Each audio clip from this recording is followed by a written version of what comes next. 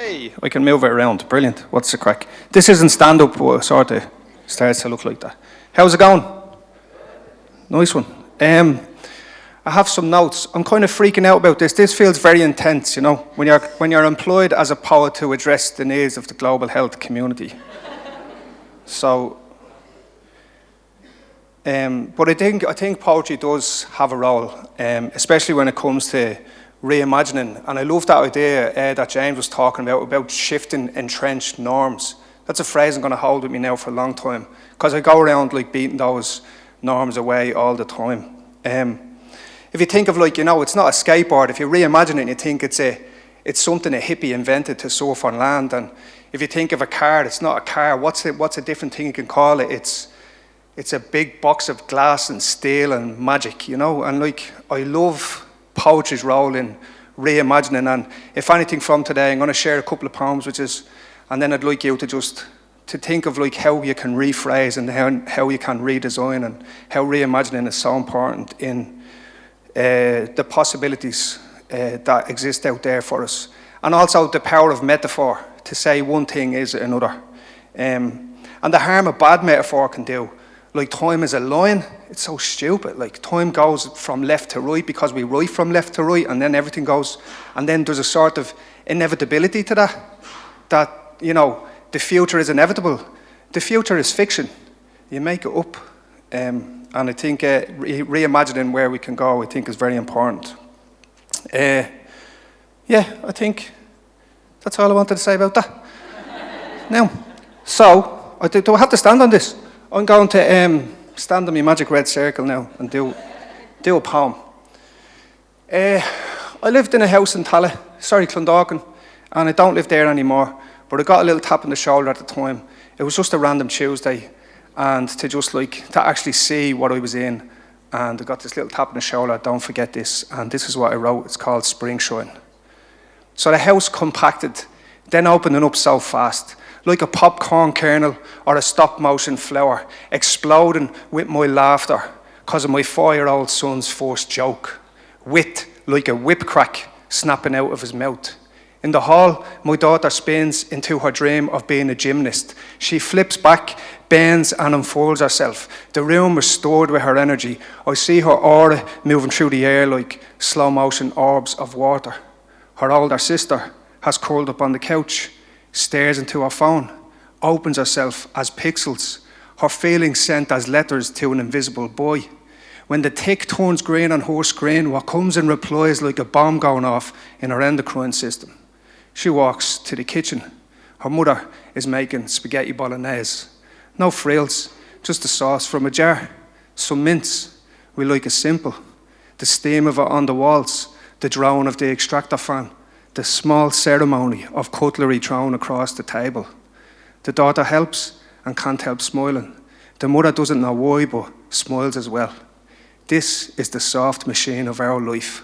Last night, the house was warm, without the heating on, and this morning, sunlight woke us, one by one, and the noise of a tin hurtling across the green outside, gunning a scrambler, accelerating, feeling the wind in his hair. Inside the engine, small bursts of fire, while his tyres run over the grass. In the dark, beneath this all, new bulbs push hard against the clay. Thank you. Thanks. So, you know, just a random Tuesday. And the mad thing about that was that house, I don't live there anymore, the house is gone, the family's moved on, things shift, and I've documented it. And I think, you know, I just re-saw what's right in front of us every day. I think poetry has a role for all of us in that.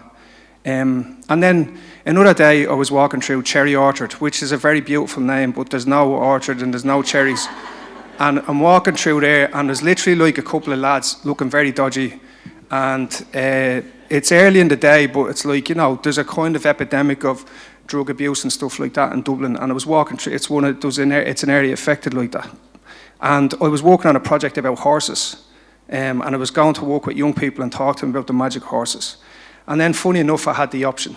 There was a horse tied to a rope stuck in a field over here, and there was the 4 lads looking very dodgy over there. And I felt very vulnerable in a way. And I thought, who will I talk to? I can talk to the lads, or I can talk to the horse. So I went and talked to the horse. And this is what the horse said. So you have to imagine me as a horse for this bit. And thanks very much for listening. And please take this idea of reimagining into your work. So yeah, how are your horse? Couple, I am called in your other tongue, a language that was everywhere once. Everything moved through me.